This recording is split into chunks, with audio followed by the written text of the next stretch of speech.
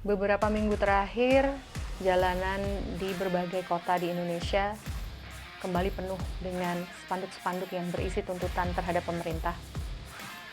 Teriakan yang menggema dan orasi yang bergemuruh dari para demonstran, dan gak ketinggalan gas air mata yang menyesakan dada. Mahasiswa turun ke jalan, buruh juga ikut bergabung, bahkan ibu-ibu pun hadir. Mereka semua menuntut keadilan di depan para aparat yang bertameng, kendaraan taktis yang akhirnya menelan korban jiwa di Jakarta, dan gedung-gedung pemerintah yang berdiri angkuh hingga salah satunya habis terbakar di Makassar dan juga menelan korban jiwa. Sinema dan estetika pergolakan. It is sad to say that pemandangan ini terasa begitu akrab, seperti naskah yang terus berulang dalam sejarah negara kita. Dan ketika melihat potongan-potongan video dan gambar tentang demonstrasi yang berlangsung sejak pertengahan Agustus kemarin, aku bertanya-tanya, kenapa ini semua terlihat begitu sinematis? Jalanan itu sendiri sudah menjadi semacam panggung, dan para demonstran yang berlarian ke sana kemari seperti sedang memainkan peran yang sudah pernah kita lihat di layar. Sinema sudah lama mengajari kita cara membayangkan pergolakan politik. Ia nggak cuma merekam peristiwa, tapi memberi bentuk, warna, bahkan makna. Dan kalau kita perhatikan, ada pola yang berulang. Demo disajikan dalam layar sebagai perjuangan heroik, sebagai kekacauan, dan khusus di film Indonesia yang akan kubahas di episode ini, demo hadir sebagai memori yang dijinakkan. Pertanyaan kuncinya, ketika kemasan-kemasan ini dipilih, apa yang hendak disampaikan oleh film tentang pergolakan politik? Siapa yang mendapat sorotan? Dan suara siapa yang dihapus? Demo sebagai perjuangan heroik.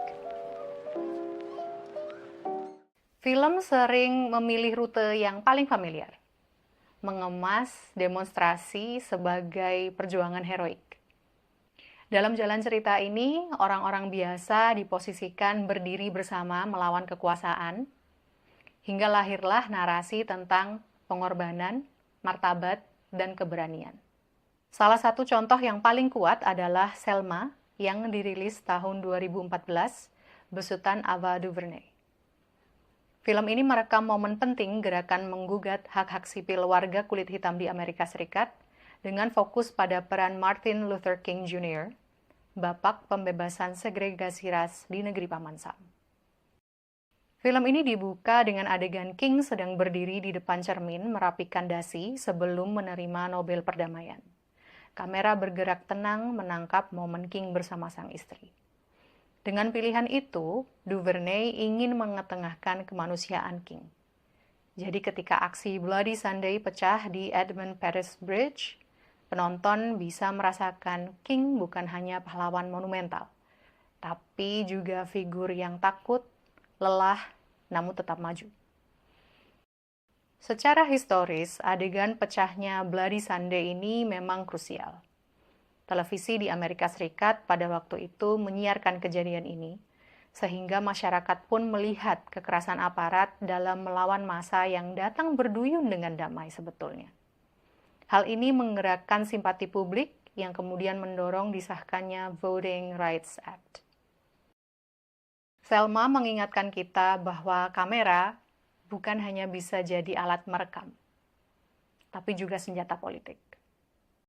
Stuart Hall dalam tulisannya The Work of Representation menyampaikan, ellipsis, representation is the production of the meaning of the concepts in our minds through language. It is the link between concepts and language which enables us to refer to either real world of objects, people, or events, or indeed to imaginary worlds of fictional objects, people, and events. Ellipsis.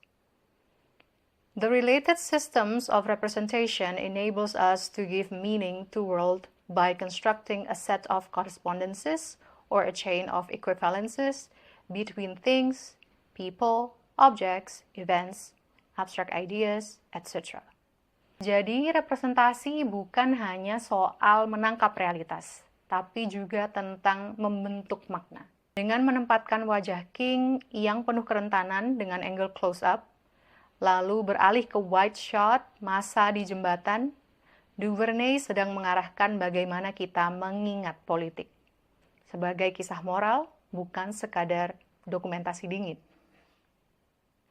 Dengan begitu, Selma tidak hanya mencatat sejarah, tapi juga menegaskan bahwa cara kita mengingat sebuah perjuangan sama pentingnya dengan perjuangan itu sendiri. Ketegangan yang terjadi di antara organisasi King, SCLC, dengan aktivis muda SNCC juga ditampilkan dalam film. John Lewis dan kawan-kawan SNCC sering merasa King terlalu hati-hati, terlalu bergantung pada politisi kulit putih.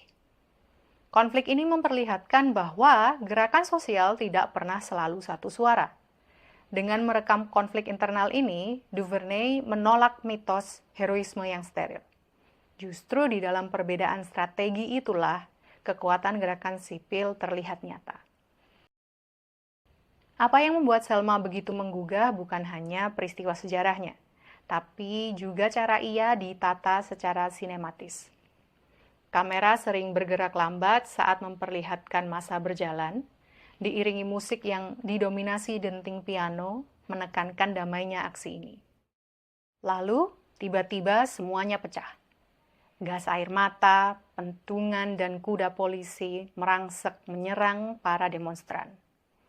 Editing berubah patah-patah, musik gospel yang mengiringi memberikan aura sakral. Perubahan gaya ini menciptakan kontras dari sakral ke brutal, dari tenang ke kacau. Tapi justru dalam kontras itulah martabat para demonstran terlihat. Mereka tetap saling mencoba menyelamatkan satu sama lain meski dipukul jatuh oleh aparat. Estetika heroik tercipta karena keberanian dan kemuliaan muncul di tengah kekerasan. Demo sebagai kekacauan. Kalau Selma menunjukkan demonstrasi sebagai sebuah perjuangan heroik, A Taxi Driver yang rilis di tahun 2017 justru menampilkan sisi lain. Demonstrasi sebagai kekacauan yang menakutkan, sebagai sesuatu yang nggak terkendali. Sang sutradara, Jang Hoon, mengangkat kisah nyata pemberontakan Gwangju di tahun 1980 di Korea Selatan. Ribuan mahasiswa dan warga sipil turun ke jalan menuntut demokrasi, menolak rezim militer Chun Doo-hwan yang baru berkuasa lewat kudeta. Pemerintah merespons dengan mengerahkan pasukan khusus dan dalam beberapa hari saja ratusan orang tewas. Selama bertahun-tahun, peristiwa ini disensor, ditutup-tutupi, dan hanya dibicarakan dalam senyap. Ceritanya mengikuti Kim Man-sop, seorang sopir taksi dari Seoul. Awalnya ia cuma peduli pada uang ongkos sebesar 100.000 won yang akan didapatkannya, tanpa tahu siapa penumpangnya, yaitu Jürgen Hinspeter, jurnalis Jerman yang ingin meliput pemberontakan masyarakat di Gwangju. Dari mata Man-sop, seorang warga biasa, kita melihat langsung bagaimana sebuah kota berubah menjadi ladang perang.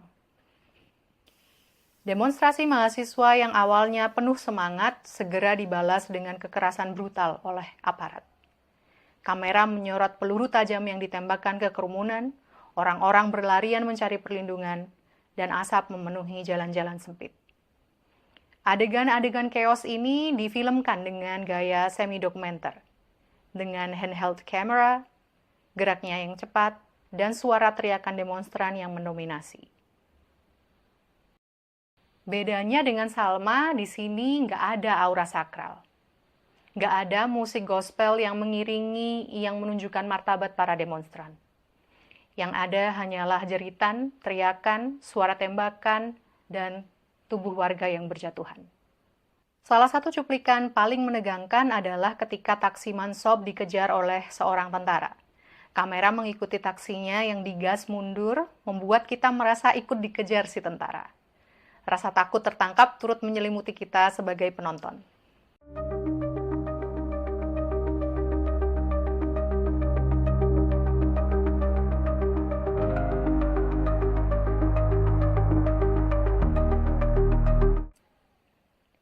Susan Sontag dalam bukunya Regarding the Pain of Others menulis bahwa gambar penderitaan membuat kita melihat, tapi juga bisa mengubah penderitaan jadi tontonan.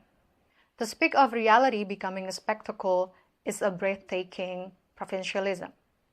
It universalizes the viewing habits of a small, educated population living in the rich part of the world, where news has been converted into entertainment.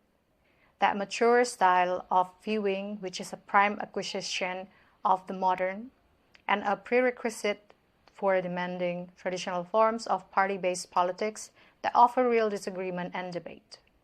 It assumes that everyone is a spectator. A Taxi Driver sadar betul akan dilema ini.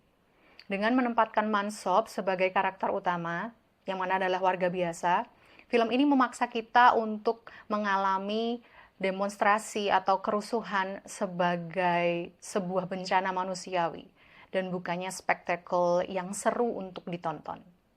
Yang paling kuat, film ini menunjukkan kepada kita bahwa chaos itu adalah sesuatu yang diciptakan oleh negara, bukan oleh rakyatnya. Pada akhirnya, A Taxi Driver nggak cuma merekam chaos, tapi juga berfungsi sebagai ingatan. Ia membuka kembali ruang untuk mengenang, dan memberi makna baru pada trauma kolektif. Dan di titik inilah kita bisa menarik garis ke Indonesia. Karena apa yang terjadi di Gwangju, gaungnya terasa sangat akrab. Kita juga punya luka-luka kolektif yang dibungkam. Reformasi 1998, penembakan mahasiswa Trisakti, kerusuhan di bulan Mei, dan penculikan aktivis. Indonesia, ingatan yang dipoles. Kalau A Taxi Driver memperlihatkan chaos sebagai produk kekerasan negara, di balik 98 justru memilih jalur yang berbeda. Bukan menghadirkan kekacauan itu secara langsung, melainkan meredamnya menjadi drama keluarga dan intrik elit politik. Pilihan ini membuat film terasa nyaman untuk ditonton, tapi sekaligus kehilangan ketajaman politik yang semestinya ada dalam kisah sebesar reformasi. Reformasi 98 adalah salah satu momen paling krusial dalam sejarah Indonesia. Dari bulan Januari sampai Mei, tercatat ratusan aksi demo di berbagai kota di Indonesia. Mahasiswa menduduki DPR, 4 mahasiswa Trisakti ditembak mati, dan kerusuhan Mei yang menewaskan ratusan orang yang banyak diantaranya adalah warga Tionghoa. Tekanan dari jalan inilah yang akhirnya meruntuhkan Orde Baru yang sudah berkuasa di Indonesia selama kurang lebih 3 dekade pada waktu itu. Tapi menariknya, ketika peristiwa sebesar ini masuk ke layar lebar lewat film Di Balik 98, karya Lukman Sardi, kita justru mendapat gambaran yang berbeda. Film ini mempertemukan banyak karakter. Ada Diana, seorang aktivis mahasiswa, Daniel, pacar Diana yang merupakan keturunan Tionghoa, sesama aktivis mahasiswa, Salma, kakaknya Diana, yang bekerja sebagai staf istana, dan suaminya Bagus, seorang tentara. Bahkan ada karakter seorang pemulung dan anak laki-lakinya yang menjadi bagian dari cerita. Yang menonjol, film ini menaruh fokus besar pada elit politik. Pak Harto di hari-hari terakhirnya sebelum lengser, beserta Pak Wiranto, Pak Habibie, Pak Harmoko, dan Pak Amin Rais. Seolah mereka lah aktor utama yang menentukan jatuhnya rezim. Masalahnya, kenyataan sejarah menunjukkan hal yang sama sekali berbeda.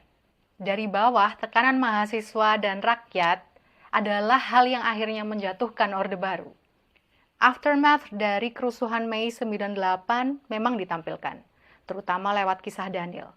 Rumahnya dijarah, keluarganya hilang. Itu memang peristiwa nyata. Tapi film berhenti di tragedi personal itu. Nggak ada usaha untuk menghubungkannya dengan diskriminasi sistemik terhadap etnis Tionghoa atau dengan kroni ekonomi Orde Baru yang membuat mereka jadi sasaran.